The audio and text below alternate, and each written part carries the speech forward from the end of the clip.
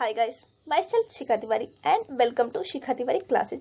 भारत में कोविड-19 के उपचार के लिए पहली बार किसी दवाई को ड्रग कंट्रोलर अथॉरिटी द्वारा मैन्युफैक्चरिंग का अप्रूवल मिल चुका है। इस दवाई का नाम है फेविपिराविर। ये दवाई किस तरह से काम करती है, क्या इसकी कॉस्ट रहेगी और साथ ही साथ क्या इसमें रिस्क हो सकते हैं, इन सभी बातों की चर्चा इस लेक्चर में मैं आपके साथ करने वाली हूँ। ग्लेनमार्क नाम की एक फार्मास्यूटिकल कंपनी ने 20 जून को ये जानकारी दी कि वो भारत की पहली फार्मा कंपनी बन चुकी है जिसे रेगुलेटरी अप्रूवल मिल चुका है फेविपिराविर की मैन्युफैक्चरिंग और मार्केटिंग के लिए। भारत में ड्रग कंट्रोल अथॉरिटी कौन सी होती है ये आप लोग मुझे बताएंगे, उसका एग्जैक्ट नाम कमेंट में टाइप कीजिए। इस दवाई की कीमत रहेगी 103 रुपये प्रति टैबलेट और ये हॉस्पिटल और साथ साथ केमिस्ट शॉप पर अगले हफ्ते से अवेलेबल हो जाएगी। इस दवाई का ट्रेड नेम यानी दुकान में जिस नाम से मिलेगी उसका नाम है फेविफ्लू और इसका प्रॉपर नाम होगा फेविपिराविर। कंपनी जो इसे बना रही है वो ग्लेनमार्क फार्मास्यूटिकल कंपनी और ये भारत की पहली कंपनी है जिसे मैन्युफैक्चरिंग और मार्केटिंग के लिए अप्रूवल मिल चुका है। वैसे फेविपिराविर को ये अप्रूवल मिलना कोई हैरानी भरा नहीं, क्योंकि पिछले 2 महीने से जहां भी दवाइयों का टेस्ट किया जा रहा है कोविड-19 के उपचार के लिए, वहां फेविपिराविर हमेशा टॉप पे रही है रिजल्ट में। तो जो भी 5 या 6 दवाइयाँ आती थी न्यूज में, उसमें से फेविपिराविर का नाम होता ही था। तो भारत में ये पहली दवाई बन चुकी है जिसे हमारे ड्रग कंट्रोलर अथॉरिटी ने अप्रूव कर दिया कमर्शियल सेल के लिए, यानी दुकानों पर इसको बेचा जा सकता है, इसे डॉक्टर प्रिस्क्राइब कर सकते हैं। तो भारत में इस दवाई का नाम रहेगा फेविफ्लू। वैसे ये जापान में डेवलप की गई थी 2014 में। इसको जापान में एविगन या एविगन के नाम से बेचा जाता है, वहाँ पे इसका कमर्शियल नेम अलग है। वैसे इस दवाई का जेनेटिक नाम है एविफविर। तो जो भी एग्जाम की तैयारी कर रहे हैं वो कृपया करके इसे याद रखें। क्या एविफविर हर प्रकार के कोविड-19 के इलाज में कारगर है? इसका आंसर है नहीं। केवल माइल्ड टू मॉडरेट यानी हल्के लक्षण है कोविड-19 के तो कारगर है। जिन पेशेंट में सीवियर लक्षण पाए जाते हैं, स्पेशली जहाँ पे वेंटिलेटर की आवश्यकता पड़ सकती है, ऐसी कंडीशन में फेविपिराविर कारगर नहीं है। लेकिन भारत में अभी कोविड-19 के उपचार के लिए कोई ड्रग अप्रूव नहीं हुआ था, इसलिए drug controller general of India ने इसे फास्ट ट्रैक किया है और ग्लेनमार्क को ये परमिशन दिया है कि माइल्ड और मॉडरेट ही सही, कहीं ना कहीं तो ये कारगर है, तो इस दवाई को अप्रूवल दे दिया गया है। भारत में दवाइयों को अप्रूवल देता है central drugs standard control organisation यानी CDSCO। ये आता है directorate general of health services के अधीन, जो health and family welfare ministry के अधीन है। तो ये डायरेक्टरेट और मंत्रालय दोनों याद रखिएगा, दोनों इम्पोर्टेंट है, पूछे जा सकते हैं। फेविपिराविर की कॉस्ट रहेगी 103 रुपये प्रति टैबलेट यानी 3500 रुपये में एक पैकेट आएगा जिसमें 34 टैबलेट्स होंगी। ये अगले हफ्ते दुकानों पर अवेलेबल हो जाएंगी, लेकिन आपको इसे सेल्फ प्रेस्क्राइब नहीं करना और ना ही दुकान पे जाकर गोली खरीद कर खा लेनी, क्योंकि ये केवल एक प्रिस्क्रिप्शन ड्रग है। केवल डॉक्टर जब प्रिस्क्राइब करें तब आपको ये दवाई लेनी है, लेकिन डॉक्टर भी इसको पेशेंट के कंसेंट के बिना प्रिस्क्राइब नहीं कर सकते हैं। यानी अगर कोई डॉक्टर लिख कर भी देना चाहता है तो उससे पहले उसे पेशेंट से पूछना होगा और उससे रिटर्न में लेना होगा कि मैं तुम्हें फेविपिराविर दे रहा हूँ, are you okay with it. अगर पेशेंट हाँ कहता है तो ये दवाई प्रिस्क्राइब की जा सकती है। ग्लेनमार्क की कंपनी ने ये कहा है कि फेविपिराविर को मॉर्बिडेट कंडीशन यानी डायबिटीज, हार्ट डिसीज जैसी कंडीशन में अगर कोरोना वायरस का इन्फेक्शन होता है तो उन केसेज में भी दी जा सकती है, यानी कि it is safe for diabetes heart patient who have mild symptom to moderate. अगर सीवियर सिम्टम है तो ये दवा कारगर सिद्ध नहीं हुई है, लेकिन माइल्ड टू मॉडरेट के केस में ये 4 दिन में असर दिखाना शुरू कर देती है और सिम्टम में काफ़ी तेज़ी से सुधार देखा जाता है।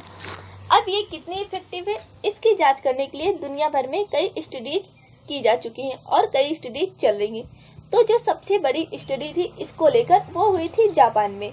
2200 से ज़्यादा लोगों पर ये एक बहुत बड़ा ग्रुप है जिस पर ये स्टडी करी गई और उस ग्रुप में 88% केसेज में rapid reduction in virus load देखा गया, यानी 4 दिनों में वायरस लोड कम हुआ और सिम्टम में सुधार हुआ। इसी के बेसिस पर ज़्यादातर लोग फेविपिराविर को प्रिफर कर रहे हैं।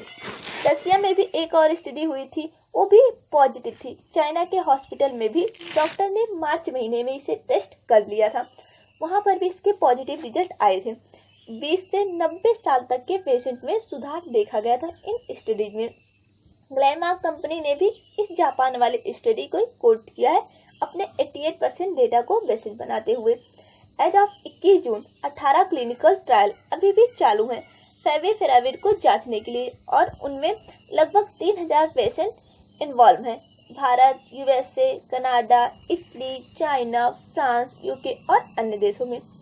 लेकिन क्या भारत के अलावा भी अन्य कोई देश है जो इसे अप्रूव कर चुका है? तो जी हाँ, इटली और चाइना इसको ऑफिशियली अप्रूव कर चुके हैं पेशेंट के ट्रीटमेंट के लिए।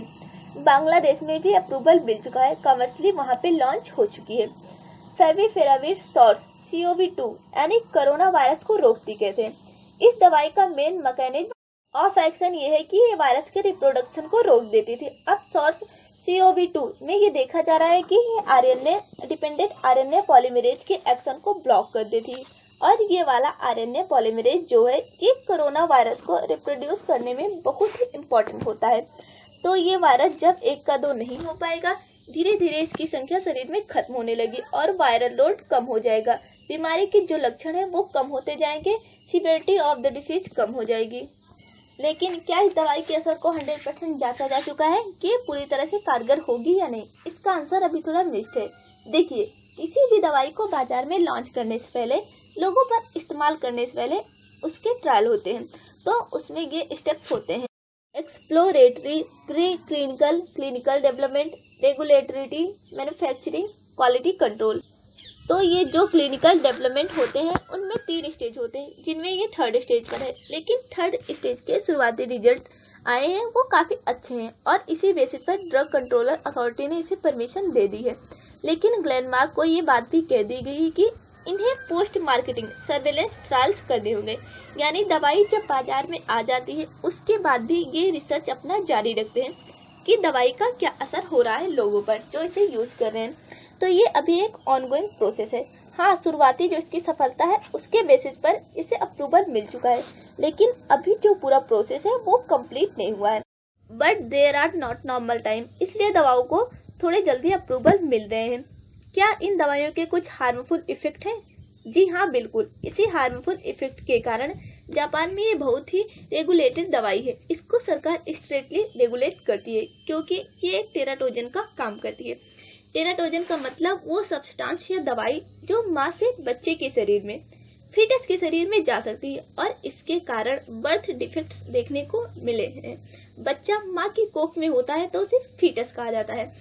फीटस में सेल्स की ग्रोथ तेजी से होती है, कोशिका तेजी से बनती है, लेकिन एविगन जो मैकेनिज्म ऑफ एक्शन है जो वायरस रेप्लिकेशन को रोकता है, वही mechanism of action in rapid cell growth को भी रोक सकता है। इसलिए ये प्रेग्नेंट महिलाओं में बिल्कुल भी नहीं दी जानी चाहिए।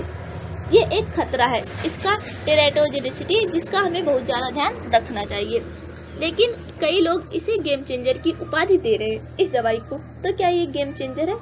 जी हाँ, बिल्कुल गेम चेंजर हो सकती है, क्योंकि दूसरी दवाइयों के कंपैरिजन में इसके कुछ बेनिफिट्स हैं। जैसे रेमडेसिविर, इसका काफ़ी जिक्र होता है, काफ़ी इफेक्टिव है, वो इंजेक्शन के रूप में देनी पड़ती है।